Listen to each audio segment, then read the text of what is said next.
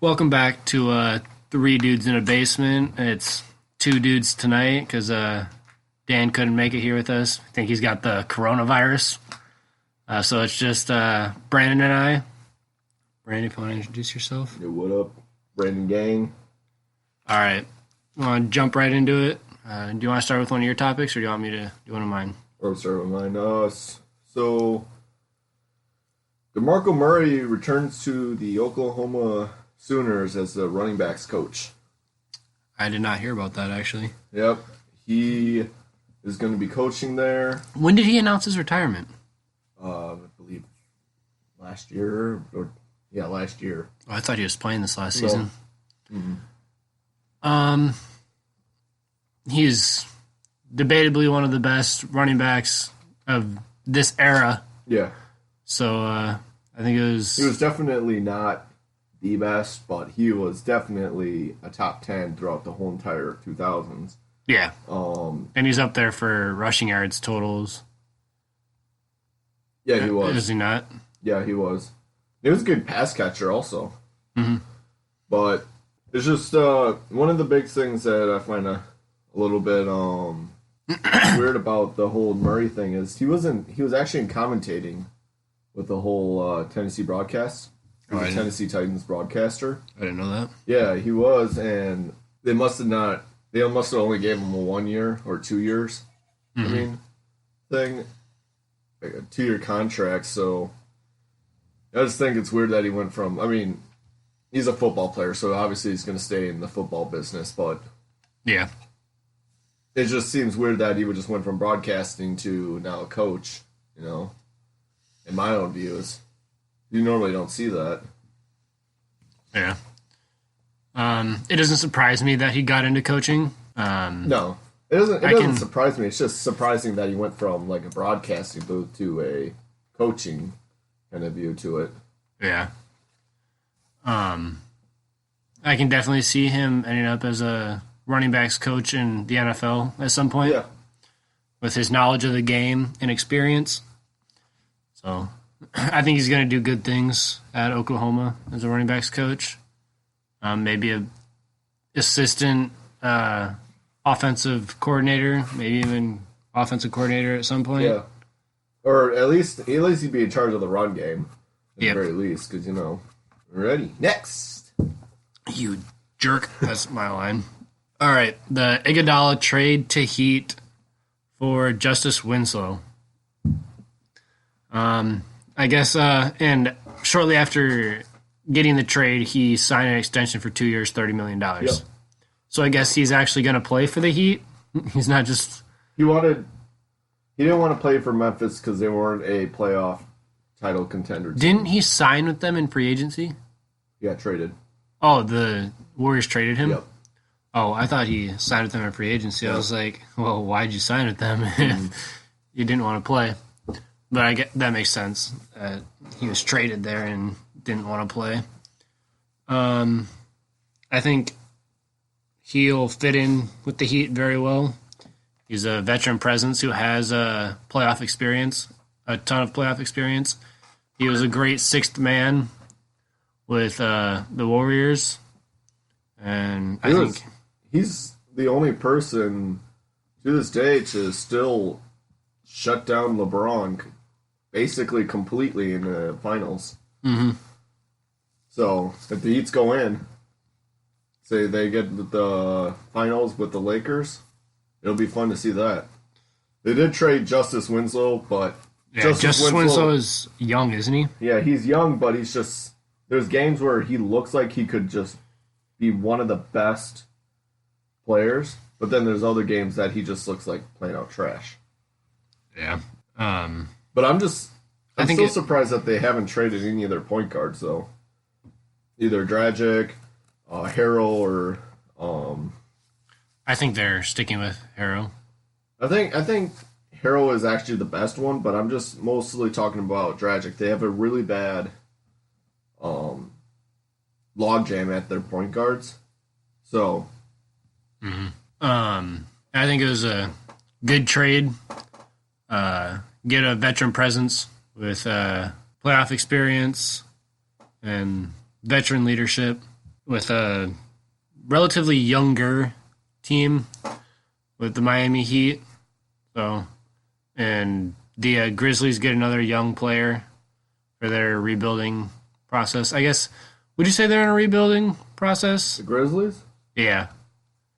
They have a lot of younger players. Yeah, they do. They're kind of, I think that they're not necessarily rebuilding, but they're kind of, they got their pieces in, and they're going to see what works kind of thing. They're towards the end of their rebuild.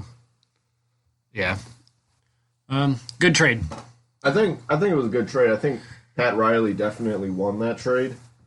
But I just feel like Pat Riley would be a genius if he would trade Dragic right now.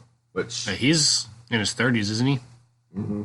And he's got a horrible contract though. So yeah, because a couple years ago he was a really good point guard, but not so much anymore.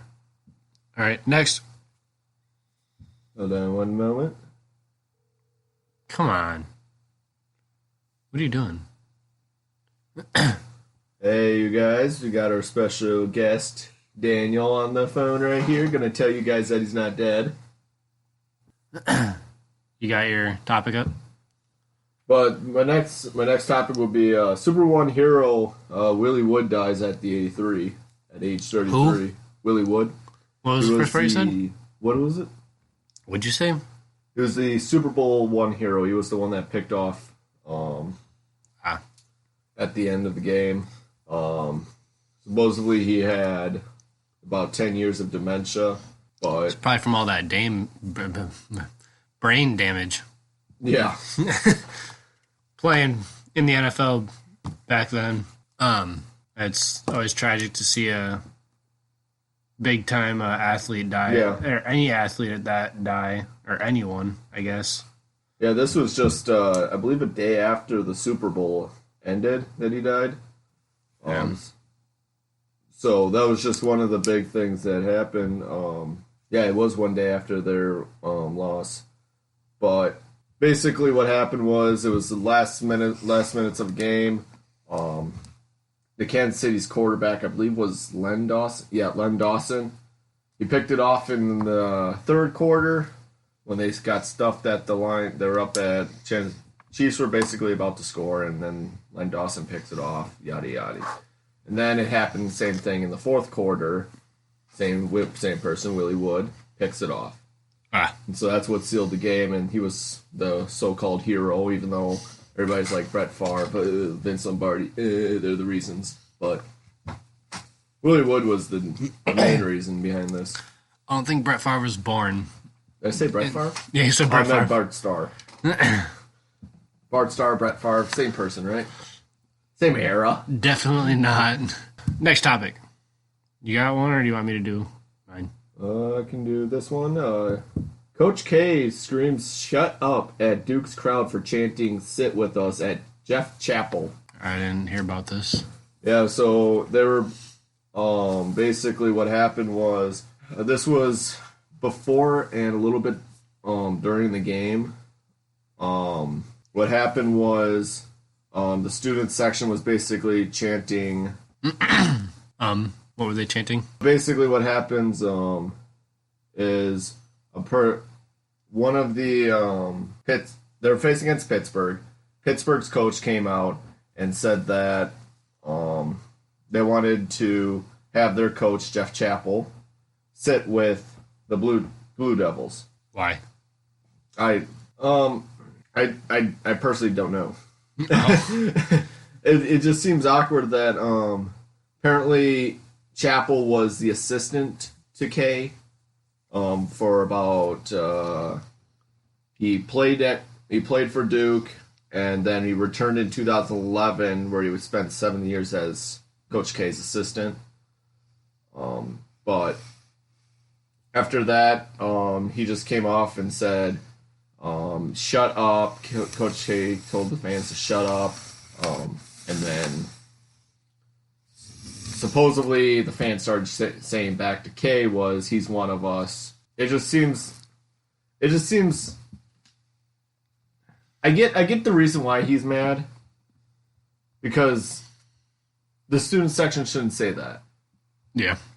You know, it was just one of those things that's just like, I get it. He was Coach K. You can praise him, but you shouldn't necessarily say sit with us in the section.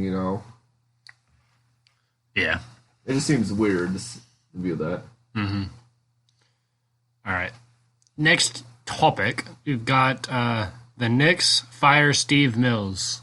That's the GM, right? Yep, that's the. I believe it was the GM and president. Was he? I believe so. Obviously, something needed to happen with the Knicks. They've tried pretty much everything. And obviously, it's not because their roster is trash or anything. No. It's definitely... Yeah. It's. They are currently trying to pursue D'Angelo Russell. I don't see them grabbing a power forward, though. They're trying very hard to get him right now. I wouldn't bet that they're trying to get hard, but it's just like one of those things that's just like... And the trade deadline is tomorrow. Mm-hmm. And that's why you're seeing a lot of these trades going to be showing up. Yep. But it's just weird because, like... it seems like every single move the Knicks make this past year or two... It shot them in the foot. It's either a stupid move or it shoots them back in the foot. It's just one of those things that's just like, why? Yeah. And then obviously it can't be the players. You got to start really realizing that it's not the players, it's the management. Yeah, some parts of it is yes, but also who's on the Knicks roster? Like they Julius got Randle. Yep. Porzingis, right? They've got R.J. Barrett, the rookie. Yeah. Alfred Payton, who's suspended right now, isn't he? Or is he back from that? Alfred's back. All right. Dennis Smith Jr., I forgot he got traded there. Kevin Knox was a young small forward for them. He's like 20, isn't he? Who was it? Kevin Knox. Bobby Portis. He's barely getting playing time, though. Taj Gibson's with them, too. I didn't realize that. Yeah, he was the starter. I think he's the starter. And Marcus Morris. So they have pieces, but... D'Angelo Russell could help them, obviously. Have a bona fide starter or all-star there. The Knicks and I think they could move Russ to the shooting guard. And isn't Dennis Smith Jr. their starter? Yes. At point guard? Correct. So it'd be Russell and Dennis Smith Jr. at the 1 and 2. I think that'd be a pretty dynamic duo right there. It would be. I totally forgot that Dennis Smith got traded to the Knicks. I thought that was a stupid trade by Dallas to get rid of Dennis Smith Jr. It kind of goes back and forth with that, though. I don't see them exactly flourishing, but it gives them Porzingis, Yeah. It's just one of those that's there's no way Dennis Smith is starting unless he just became the starter, because he's averaging 16 minutes a game, 5.6 points. Oh yeah, no, he just started in that game that because Alfred starts over him. That's stupid. I don't think Alfred Payton. Alfred is actually having pretty good stats though. Yeah, but I don't think he should start over. He averages 9 and 7, for 25 minutes of play. Yeah, it seems like they're platooning. They're splitting between Alfred Payton and DSJ. Well, Dennis Smith Jr. hadn't really played any minutes. He had played no minutes up until January 22nd. He played 4 minutes. And then he didn't play again until the 28th. He played 15 minutes and only scored 7. So was he injured this season? I didn't see anything about him getting injured. I guess Dennis Smith Jr. and Terry Rozier discussed in Hornets trade talks. The